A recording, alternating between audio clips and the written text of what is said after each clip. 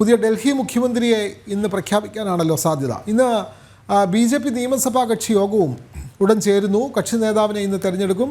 പ്രധാനമന്ത്രി നരേന്ദ്രമോദി ദ്വിരാഷ്ട്ര സന്ദർശനം പൂർത്തിയാക്കി ഇന്നലെ ഡൽഹിയിൽ മടങ്ങി വരികയും ചെയ്തു. സത്യപ്രതിജ്ഞ 20-ന് നടത്താനാണല്ലോ ആലോചന. അപ്പോൾ മുഖ്യമന്ത്രിയെ ഇന്ന് തന്നെ അറിയാം. പ്രധാനപ്പെട്ട ആരുടെയൊക്കെ പേരുകളാണ് ഈ ഘട്ടത്തിൽ ഉയർന്നു വരുന്നത്? ഗൗതം.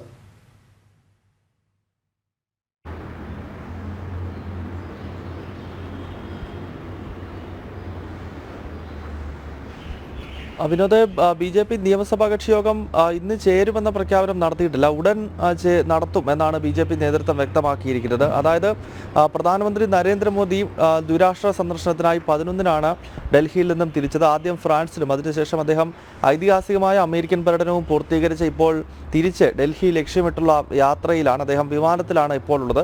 ഇന്ന് പ്രധാനമന്ത്രി തിരിച്ച് ഡൽഹിയിലെത്തും.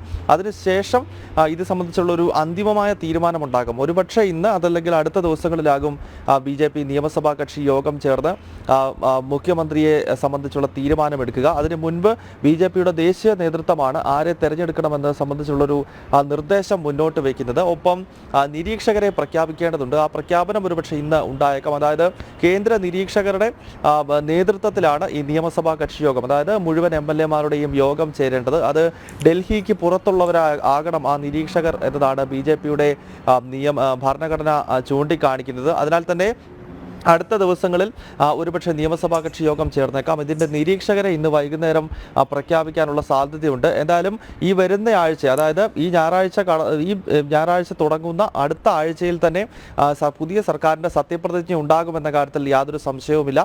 നിലവിൽ മുഖ്യമന്ത്രി ആരാകണമെന്നത് സംബന്ധിച്ചുള്ള അന്തിമ തീരുമാനം BJP സംസ്ഥാന ഘടകം ദേശീയ നേതൃത്വത്തിന് ഏൽപ്പിച്ചിരിക്കുകയാണ്. ദേശീയ നേതൃത്വവും BJPയുടെ പാർലമെന്ററി ബോർഡും അത് സംബന്ധിച്ചൊരു അന്തിമ തീരുമാനമെടുത്തതിന് ശേഷം പിന്നീട് അത് ഈ നിയമസഭാ കക്ഷി യോഗത്തിനകത്ത് അത് സംബന്ധിച്ചുള്ള ഔദ്യോഗികമായ പ്രഖ്യാപനമുണ്ടാകും. നിരവധി പേരുകൾ ഇതിനകം ഉയർന്നു കേൾക്കുന്നുണ്ട്. നമുക്കറിയാം, പർവേഷ് വർമ്മയെ പോലുള്ള നേതാക്കൾ, അതോടൊപ്പം തന്നെ വിജേന്ദർ ഗുപ്തയെ പോലെ, സതീഷ് ഉപാധ്യായെ പോലെ, ആശിഷ് സൂഡിനെ പോലെയൊക്കെയുള്ള നിരവധി മുഖങ്ങൾ ഈ 48 പേരിൽ മുഖ്യമന്ത്രി സ്ഥാനത്തേക്ക് പരിഗണിക്കാൻ കഴിവുള്ളതായിട്ടുള്ള അല്ലെങ്കിൽ അത് ഏൽപ്പിക്കാൻ പറ്റുന്നതായിട്ടുള്ള നിരവധി മുഖങ്ങൾ ഈ തവണ വിജയിച്ചു വന്നിട്ടുണ്ട്. വനിതകളുടെ പ്രാതിനിധ്യത്തിൽ വ്യക്തമാണ്.